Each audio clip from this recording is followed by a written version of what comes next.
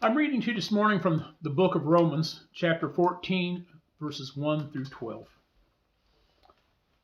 Welcome those who are weak in faith, but not for the purpose of quarreling over opinions. Some believe in eating everything, while others only eat vegetables.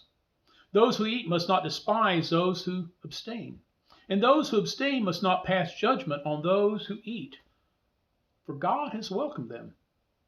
Who are you to pass judgment on servants of another? It is before their own Lord that they stand or fall, and they will be upheld, for the Lord is able to take their stand. Some judge one day to be better than another, while others judge all days to be alike. Let all be fully convinced in their own minds. Those who observe a day, observe it in the honor of the Lord. Those who eat, eat in the honor of the Lord, since they give thanks to God. While those who abstain, abstain in honor of the Lord and give thanks to God. We do not give to ourselves. We do not die to ourselves. If we live to the Lord. And if we die to the Lord. So then, whether we live or whether we die, we are the Lord's. For to this end Christ died and lived again, so that we might be Lord of both the living and the dead. Why do you pass judgment on your brother or sister? Or you, why do you despise your brother or sister? For we all stand before the judgment seat of God. For it is written, As I live, says the Lord, every knee shall bow to me, every tongue shall give praise to God.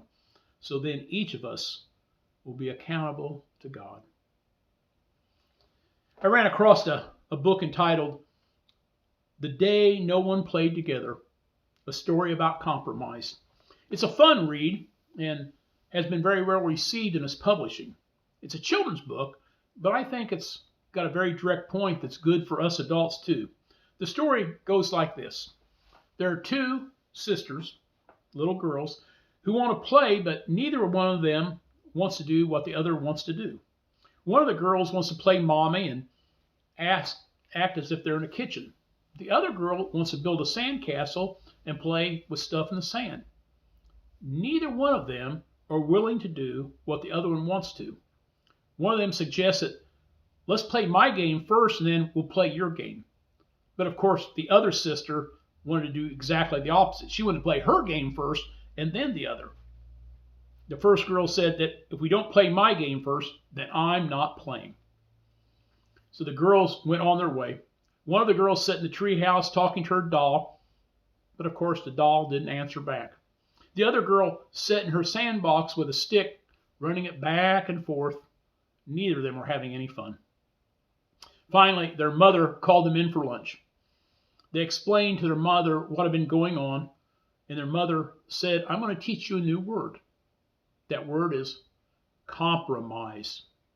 So she goes on to explain to the girls that compromise when both of you do something different and do a little bit of each other things that they want to be done to make each other happy. Well, long story short, they figured out how to play together, sharing part of each other's ideas. And in the end, they had a great deal of fun doing it. So they spent the rest of the day thinking of ideas on how they could compromise. As I said, even though it's a children's book, it's a good story for us adults too. You know, we live in a time where it seems that everyone is out for themselves, and a little compromise could go a long way. You know, I've been married for 45 years, and I can tell you in that 45 years that Barb and I have had a lot of compromise about our desires and our wants. I bet you can share some stories of compromise in your life as well. In fact, it might be fun to hear some of them. Let me give you an example of what I mean. I wanted one child, but Barb wanted 12 children. So we compromised and had 6 children. Actually, that's not true, but I wanted you to get the point of it, and I think you do now, how compromise works. I found this story on a website called Cybersalt is the website's name. It's about boat compromise. And here's how this short tale goes. There was a man who wanted a boat more than anything he could think of. but his wife kept refusing. But he bought one anyway. And he told her, I'll tell you what, in the spirit of compromise, I'll let you name the boat, honey. Now, being a good sport, she accepted. So a few weeks later, they went to the dock for the maiden voyage of their new boat. And there, painted on the side of the boat, was "For Sale." Ba-bum, ba-bum. Here's another tale for you. In Newfoundland, there's a fishing village. And by the way, this is actually a really real place. It's a place in Newfoundland where they claim elves live. There are stories that abound about elves taking revenge where elven houses have been destroyed in the woods. That's the same case in Ireland as well. You simply do not build a road or a house on the side of an elfin tree or an elfin fairy tree or an elfin residence. Whether you want to believe it or not, or whether those folks want to admit it or not, they still don't do it. In fact, if you go to that community in Newfoundland, they have walking tours of where the elves live and have habitated and where humans and elves have interacted. I kid you not.